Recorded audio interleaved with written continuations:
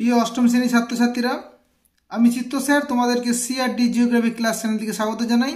আজ আমি তোমাদের 2024 সালে যে প্রথম পর্যায়ক্রমিক মূল্যায়ন বা ফার্স্ট ইউনিট টেস্ট পরীক্ষাটি হতে চলেছে, সেই ফার্স্ট ইউনিট টেস্টে তোমাদের ভূগোল বিষয়ে কী ধরনের প্রশ্ন আসতে চলেছে, আমি প্রশ্নটির নমুনা অর্থাৎ 2023 সালে আমাদের বিদ্যালয়ে হয়ে থাকা যে পরীক্ষাটি হয়েছিল সেই ভূগোলের প্রশ্নটি কী ধরনের প্রশ্ন ছিল বা সিলেবাস কী কী সেই নিয়ে আমি আলোচনা করছি। প্রথমে দেখে নেওয়া যাক অষ্টম শ্রেণীর ভূগোলের সিলেবাসটা কী আছে। দেখো, ফার্স্ট ইউনিট টেস্টে যে সিলেবাসটি আছে তোমাদের, যে পৃথিবীর অন্দরমহল, অস্থিত পৃথিবী, শিলা, ভারতের প্রতিবেশী দেশসমূহ ও তাদের সঙ্গে সম্পর্ক, এই 4টি অধ্যায় থেকে কিন্তু পরীক্ষায় প্রশ্ন আসবে। প্রশ্ন পূর্ণ মান থাকবে 15, সময় থাকবে 30 মিনিট। আচ্ছা, চলো প্রথমে দেখে নেওয়া যাক সঠিক উত্তরটি। নিচে দাগ দাও। 1 × 3 = 3। পরস্পর বিপরীতমুখী পাত সীমানাকে বলা হয় অভিসারী, অপসারী, নিরপেক্ষ পাত সীমানা। উত্তরই তোমাদের পাঠ্য বই 8 পৃষ্ঠায় আছে, দেখে নাও। সঠিক উত্তরটি হবে অপসারী পাত সীমানা। তাহলে অপসারী তলায় তোমরা দাগ দিবে। আমি লাল পেন দিয়ে দেখাচ্ছি তোমাদের লেখাগুলো দেখতে সুবিধা হয় বলে। দেখো, পরস্পর বিপরীতমুখী পাত সীমানা, তাহলে দুটি পাত পরস্পর থেকে দূরে সরে যাচ্ছে, এই দূরে সরে যাওয়াটাকে বলছি আমরা অপসারী। আর অভিসারী মানে যখন দুটি পাত কাছাকাছি আসছে তখন বলছি অভিসারী। আর নিরপেক্ষ মানে যখন দুটি পাত পরস্পর পাশ কাটিয়ে চলে যাচ্ছে তখন তাকে বলছি নিরপেক্ষ। তাহলে যেহেতু বিপরীতমুখী বলেছে তাহলে এখানে হবে অপসারী। তোমরা তোমাদের পাঠ্য বইয়ে দেখো 8 পৃষ্ঠায় যে এই পরস্পর বিপরীতমুখী পাত সীমানাকে বলছি আমরা অপসারী পাত সীমান্ত বা গঠনকারী পাত সীমান্ত। তাহলে অপসারী পাত সীমান্ত আরেকটি নাম হচ্ছে গঠনকারী পাত সীমান্ত। আমি তোমাদের উত্তরগুলি তোমাদের পাঠ্য বইয়ে কত পৃষ্ঠায় আছে আমি বইয়ে উল্লেখ করে দেখিয়ে দিচ্ছি, তোমরা কিন্তু মন দিয়ে পড়াশোনা করবে। দ্বিতীয় প্রশ্ন, মায়ানমারের পোপো একটি মৃত, সুপ্ত না সক্রিয় আগ্নেয়গিরি উদাহরণ। এই উত্তরটি তোমাদের পাঠ্য বই 12 পৃষ্ঠায় রয়েছে। সঠিক উত্তরটি হবে মায়ানমারের পোপো হচ্ছে একটি মৃত আগ্নেয়গিরি। পাঠ্য বই 12 পৃষ্ঠা দেখো যে মেক্সিকোর পারকুটিন, মায়ানমারের পোপো, এই ধরনের আগ্নেয়গিরিগুলো হচ্ছে অতি প্রাচীনকালে বিস্ফোরণ ঘটিয়েছিল, কিন্তু বর্তমানে এর থেকে আর কোনো অনুৎপাত হওয়ার সম্ভাবনা প্রায় নেই, তাই জন্য এগুলোকে মৃত আগ্নেয়গিরি বলা হয়। তাহলে বইয়ের এই জায়গাটা তোমরা ভালো করে দেখে নাও। পরের প্রশ্ন, বজ্রপাতের দেশ বলা হয় নেপালকে, ভুটানকে, মায়ানমারকে। সঠিক উত্তরটি তোমাদের পাঠ্য বইয়ে 75 পৃষ্ঠায় আছে। সঠিক উত্তরটি হবে ভুটানকে। দেখো পাঠ্য বইয়ে দেখো 75 পৃষ্ঠায় যে বজ্রপাত সহ প্রবল বৃষ্টি হয় বলে ভুটানকে বজ্রপাতের দেশ বলা হয়। এই জায়গাটি ভালো করে পড়ে নাও। এরপরে আমরা 2 নম্বর দাগে আসছি, শূন্যস্থান পূরণ করো। প্রথম প্রশ্ন, ম্যাগমা ভূঅভ্যন্তরে একেবারে তলদেশে অতি ধীরে ধীরে শীতল ও কঠিন হয়ে সৃষ্টি করে ড্যাশ শিলা। উত্তরটি হবে পাতালিক শিলা। এই উত্তরটি তোমাদের পাঠ্য বইয়ে 20 পৃষ্ঠায় রয়েছে। চলো দেখে নেওয়া যাক।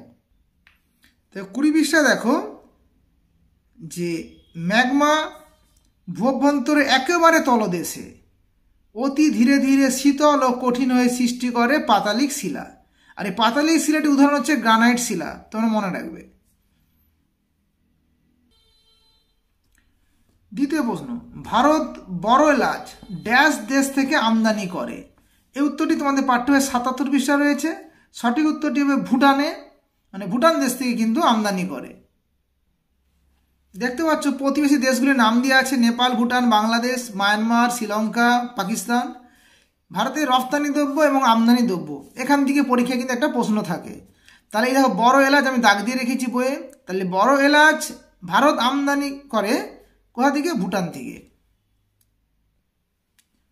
তারপরে প্রশ্ন, গয়টা ভূত্বক ও গুরুমণ্ডলের মাঝে আছে ড্যাশ বিযুক্তি রেখা। এই উত্তরটি তোমাদের পাঠ্য 5 পৃষ্ঠা রয়েছে। উত্তরটি হবে মোহর ভিসিকি বিযুক্তি রেখা। চলো দেখে নেওয়া যাক বইয়ে কোন পৃষ্ঠায় রয়েছে। দেখো, ভূত্বক ও গুরুমণ্ডলের মাঝে রয়েছে মোহর ভিসিকি বিযুক্তি রেখা, যেটাকে আমরা মোহ রেখা বলছি। আরও যে সমস্ত বিযুক্তি রেখাগুলি আছে একটু দেখে নেওয়া ভালো। যেমন ক্রোফের সীমা ও নিফের সীমার মাঝে আছে রেপিথি বিযুক্তি রেখা, এটা দেখে রাখবে। দেখো শিয়াল ও সীমার মাঝে রয়েছে কনরাড বিযুক্তি রেখা। গুরুমণ্ডল ও কেন্দ্রমণ্ডলের মাঝে রয়েছে গুটেনবার্গ বিযুক্তি রেখা। কেন্দ্রমণ্ডলের ভিতরে মানে অন্তর্কেন্দ্রমণ্ডল এবং মণ্ডল এবং বহিকেন্দ্রমণ্ডলের মাঝে রয়েছে লেহম্যান বিযুক্তি রেখা।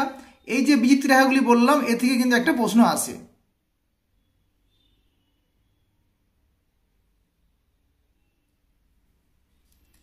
এবার আসি 3 নম্বর দাগে, এক কথা উত্তর দাও। 1 × 2 = 2।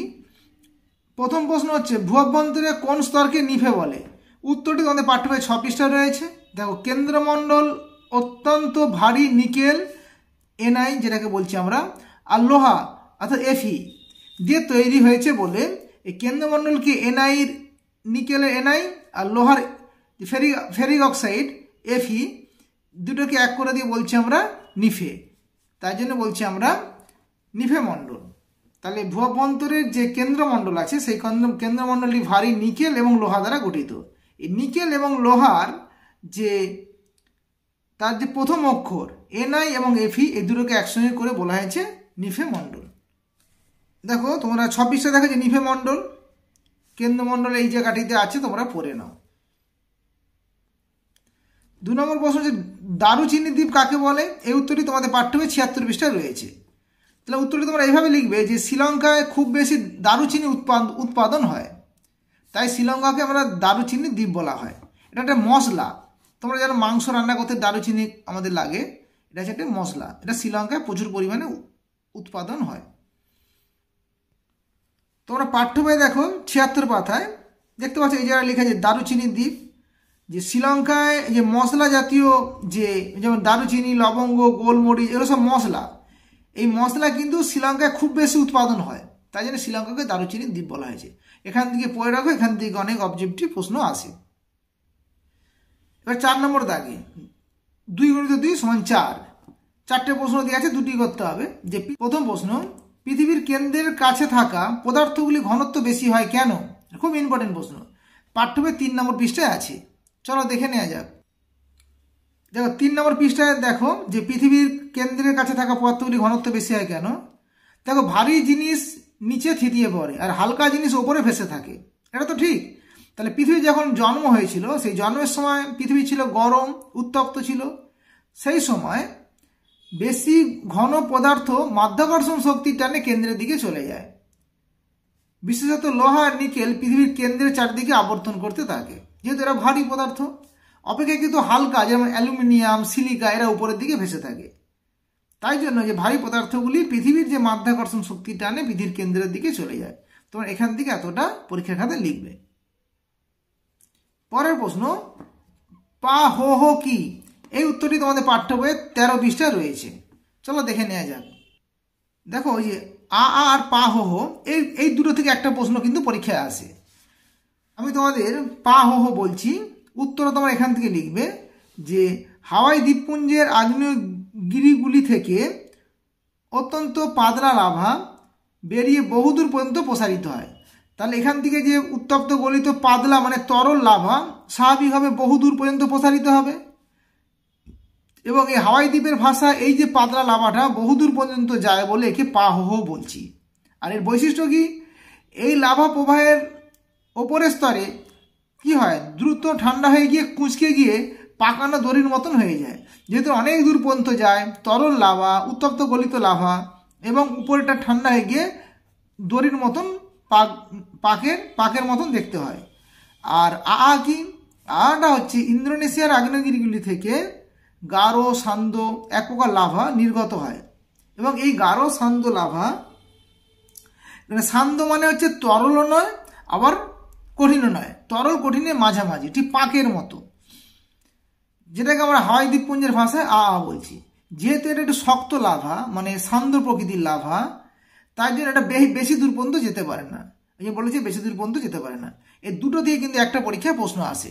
তোমরা এগুলো এই জায়গাগুলো ভালো করে পড়বে এবং খাতায় উত্তরগুলো টুকে নেবে। ভূমিকম্পের কেন্দ্র ও উপকেন্দ্র বলিতে কি বোঝো? উত্তরটি তোমাদের পাঠ্য বই 14 পৃষ্ঠায় আছে। চলো দেখে নেওয়া যাক।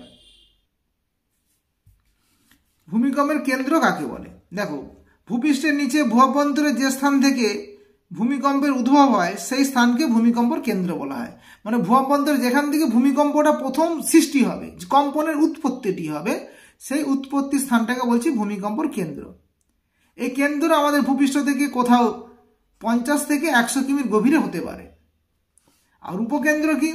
উপকেন্দ্র হচ্ছে ভূমিকম্পের কেন্দ্রের ঠিক উপরে, সোজাসুজি উপরে 90 ডিগ্রি যে রেখা বরাবর, মানে উলম্ব রেখা বরাবর। তাহলে কেন্দ্রের ঠিক উলম্ব দিকে ভূপৃষ্ঠে যে বিন্দুতে প্রথম কম্পনটি এসে পৌঁছায় সেই বিন্দুটিকে বলছি আমরা উপকেন্দ্র। ঠিক আছে? যেমন তোমরা বলতে পারো পুকুরের মাঝে যদি ঢিল ফিকো, তাহলে সেই ঢিলের ঢেউটি কি হয়? চারিদিকে ছড়িয়ে পড়ে। তেমনি ভূমিকম্পের ফলে উৎপন্ন শক্তি কেন্দ্র আর উপকেন্দ্র থেকে পৃথিবীর চারিদিকে বা অন্যান্য স্থানে তরঙ্গের মতন ছড়িয়ে পড়ে। একে বলছি ভূমিকম্পের তরঙ্গ। এই জায়গাটা ভালো করে দেখবে, এখান থেকে অনেক প্রশ্ন আসে। পরে একটা টিকা লেখো। সার্ক SAARC বলিতে কি বোঝো? উত্তরটি 74 পৃষ্ঠায় রয়েছে। তোমরা 74 পৃষ্ঠা দেখো। যেমন সার্ক, প্রথমে সার্কের পুরো কথাটির অর্থ লিখবে যে south Asian association for regional cooperation. ঠিক আছে? তাহলে এবারে সম্পর্কে কি লিখবে? যে আমাদের যে ভারত ও তার প্রতিবেশী দেশগুলি আছে, এই যে যেমন দেখো যে ভারত ও তার প্রতিবেশী দেশ মিলে এই প্রতিবেশী দেশগুলির মধ্যে সুসম্পর্ক বজায় রাখার জন্য এই সার্কটি গড়ে উঠেছিল। কেন? কারণ শান্তি বজায় রাখতে হবে, স্থায়িত্ব, অর্থনৈতিক প্রগতির উদ্দেশ্যে এই সার্কটি গঠিত হয়েছিল। তাহলে অ্যাকচুয়ালি এই সার্ক গঠিত হয়েছিল, গড়ে ওঠার উদ্দেশ্য কী ছিল? প্রতিবেশী দেশগুলির মধ্যে সুসম্পর্ক, শান্তি রক্ষা, তাদের মধ্যে স্থায়িত্ব, অর্থনৈতিক প্রগতি, এগুলির জন্য গঠিত হয়েছিল। আচ্ছা, কত সালে? যে 1985 সালে। কোন কোন দেশ নিয়ে? তোমার লিখবে ভারত, বাংলাদেশ, নেপাল, ভুটান, শ্রীলঙ্কা, পাকিস্তান, মালদ্বীপ, আফগানিস্তান। এই 8টি দেশ নিয়ে সার্ক গঠিত হয়েছিল। এটা অবজেক্টিভ আসে যে কটি দেশ নিয়ে? 8টি দেশ নিয়ে। এবার দেশগুলির নাম তোমরা জানলে। আর এর সদর দপ্তর ছিল, মানে হেড অফিস ছিল নেপালের রাজধানী কাঠমান্ডুতে ছিল এর হেড অফিস। এর ফলে কি হয়েছে? এই সার্কের ফলে যেমন সুসম্পর্ক বজায় রয়েছে প্রতিবেশী দেশগুলির সঙ্গে, এবং ব্যবসা বাণিজ্যের মানে পণ্যদ্রব্যর আদান প্রদানও কিন্তু সুবিধা হয়েছে। তোমরা এখানে সুন্দর করে পড়ে এই জায়গাটা থেকে উত্তরটি লিখবে। এরপর আসছে আমরা 5 নম্বর দাগে 3 × 1 = 3। দুটি থাকবে, একটি করতে হবে। আমার যদি চ্যানেলটিকে ভালো লাগে বা পরবর্তী যদি কোনো উত্তর পেতে যাও, তাহলে চ্যানেলটিকে সাবস্ক্রাইব করে নেবে এবং বন্ধুদের কাছে শেয়ার করবে। চলো, প্রথম প্রশ্ন, আগ্নেয় শিলা ও পাললিক শিলা 3টি পার্থক্য লেখো। উত্তরটি তোমাদের পাঠ্যবই 20 এবং 21 পৃষ্ঠায় আছে। আমি উত্তরটি একটু বলছি, তোমরা দেখে নাও।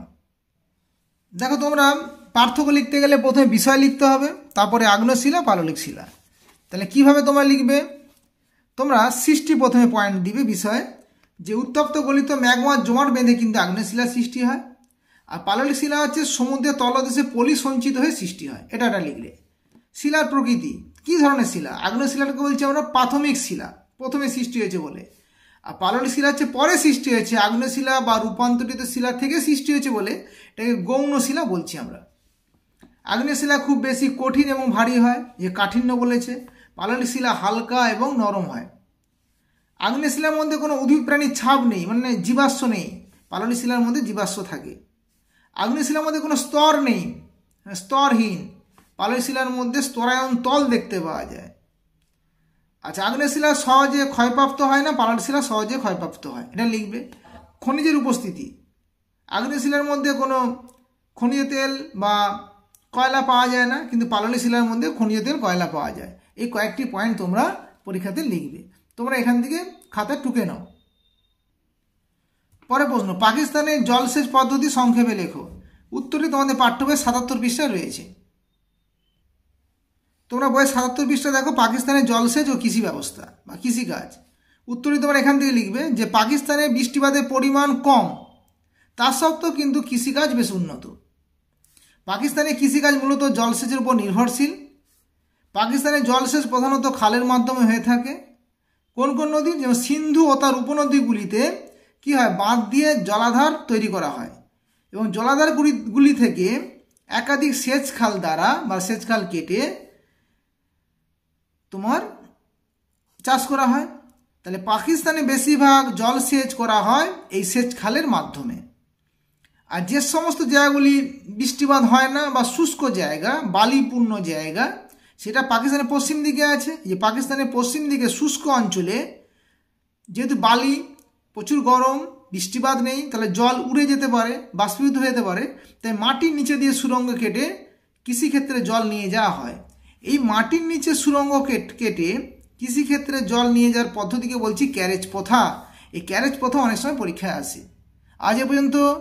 তোমাদের যদি আমার এই ভিডিওটি ভালো লাগে তাহলে এই সিআরডি জিওগ্রাফি ক্লাস চ্যানেলটিকে সাবস্ক্রাইব করে নেবে এবং পরবর্তী তোমাদের বন্ধুদের কাছে এই চ্যানেলটিকে শেয়ার করে দিবে। ভালো থেকো, সুস্থ থেকো।